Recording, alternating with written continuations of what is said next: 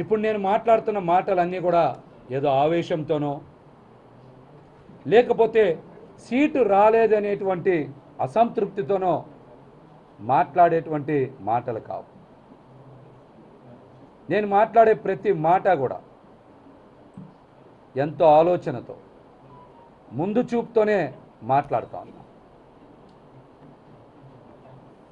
నాయకుడంటే ఒక నమ్మకం, ఒక భరోసా, భవిష్యత్తుని ఇచ్చేవాడిని నాయకుడు అంటారు.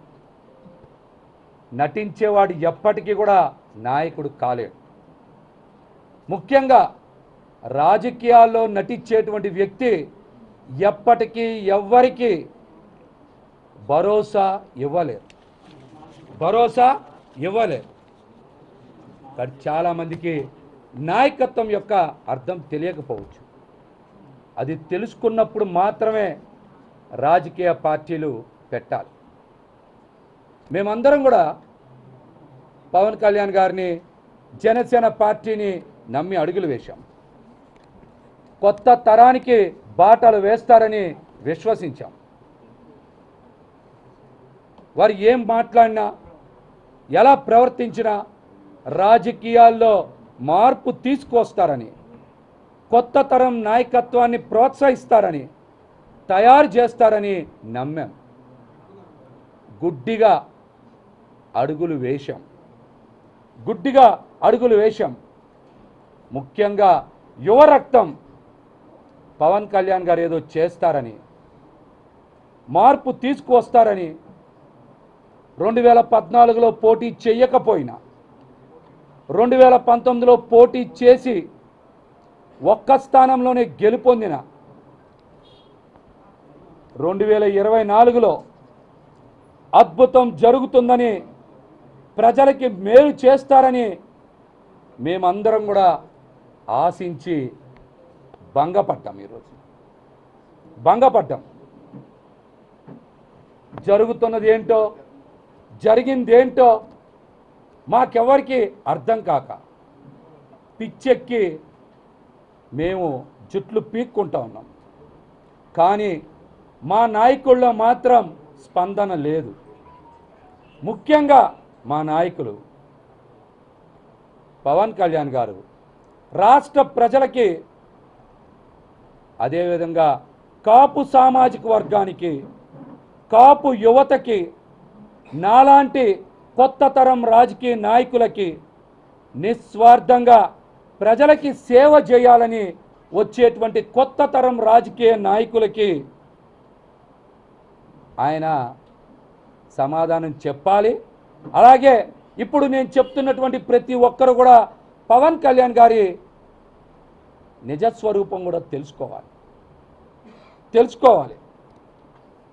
ఆయన ఆలోచనలు ఏ విధంగా ఉంటాయి అని ప్రతి ఒక్కరు కూడా అర్థం చేసుకోవాలి. రాజకీయాల్లోకి ఎవరైనా సేవ చేయాలని వస్తారు, పేరు ప్రతిష్టలు సంపాదించాలని వస్తారు, 10 కాలాల పాటు ప్రజల హృదయాల్లో ఉండాలనుకుంటారు. కానీ మా నాయకుడిని చూసిన తర్వాత మేడి పండు చూడ మేలిమై ఉండను, పొట్ట విప్పి చూడ పురుగులుండను అని.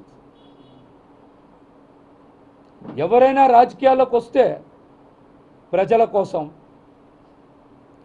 భవిష్యత్తు కోసం మంచి చెయ్యాలని వస్తారు. కానీ మనం దేనికి వచ్చాం, ఎందుకు వచ్చాం, ఏం చెయ్యబోతా ఉన్నామని ఆయనకైనా అర్థమవుతుందో లేదో మాకైతే అర్థం కావట్లా. మేము నిలువెల్ల ఒక పాషాణ హృదయంతో ప్రయాణం చేస్తున్నామని, స్వార్థపరులతో ప్రయాణం చేస్తున్నామని అర్థం అవలా. ఇన్నాళ్ళు ఇటువంటి స్వార్థ రాజకీయ ప్రయోజనాల కోసం పనిచేసే వ్యక్తితో ప్రయాణం చేశామా అని మా మీద మాకే జాలి, దయతో పాటు అసహ్యం కూడా వేస్తున్నాయి. మాకు అసహ్యం కూడా వేస్తున్నాయి. రాజకీయ పార్టీలు ఏర్పాటు చేశారంటే ఖచ్చితంగా ప్రజాస్వామ్యబద్ధంగా ప్రజలకి సేవ చేస్తారని, అందరికీ అండగా నిలబడతారని, అందమైన భవిష్యత్తుని ఇస్తారని నమ్ముతాం. కానీ ఏనాడు పార్టీ నిర్మాణం మీద కానీ, కేడర్ మీద కానీ, యువత మీద కానీ, వీర మహిళల భవిష్యత్తు మీద కానీ దృష్టి సారించకపోవడం రాజకీయాల పట్ల వారికి ఉన్నటువంటి నైజాన్ని ప్రతి ఒక్కరు కూడా తెలియజేస్తుంది. అన్నీ తాత్కాలికమే, అంతా నటనే. మేము గుర్తించలేకపోయాం. నమ్మి ఈ రోజున నట్టేట మునిగిపోతా ఉన్నాం. మేమందరం నమ్మి నట్టేట మునిగిపోయాం. ప్రజలు జనసేన పార్టీ నాయకుల కన్నా, జన సైనికుల కన్నా, వీర మహిళల కన్నా చాలా తెలివైన వాళ్ళు. మేమే అమాయకులం. మేము అనుకునేవాళ్ళం పవన్ కళ్యాణ్ గారి సిద్ధాంతాలు, భావజాలం ప్రజలు అర్థం చేసుకోవడంలో కాస్త వెనకబడ్డారేమో, మేమే వాళ్ళకి బాగా తెలియజేద్దాం అని అనేక సార్లు ప్రయత్నం చేసినా ప్రజల్ని నమ్మించలేకపోయాం. ప్రజలకి పవన్ కళ్యాణ్ గారి గురించి బాగా తెలుసు. అందుకనే వారు 5 సంవత్సరాల ముందున్నారు మాకన్నా. ప్రజలు మాకన్నా 5 సంవత్సరాల ముందున్నారు. వాళ్ళు చాలా తెలివైన వాళ్ళు. అందుకనే 2019లోనే మమ్మల్ని ఓడించారు. మా పార్టీ అధ్యక్షులు పవన్ కళ్యాణ్ గారిని కూడా 2 చోట్ల చిత్తు చేశారు వాళ్ళు. అంటే ప్రజలు తెలివైన వాళ్ళ, పార్టీని నమ్మిన నాయకులు, వీర మహిళలు, సైనికులు తెలివైన వాళ్ళ? ముందు చూపు ఎవరికి ఉంది? మేము ఎంత నమ్మకం కలిగించాలని ప్రజల్లో ప్రయత్నం చేసినా నమ్మకం రాలేదంటే వారికి చాలా దూరదృష్టి ఉంది. ప్రతిసారి మాట్లాడే పవన్ కళ్యాణ్ గారు 25 కేజీల బియ్యం కాదు, 25 సంవత్సరాల భవిష్యత్తు కోసం పార్టీ అన్నారు కదా.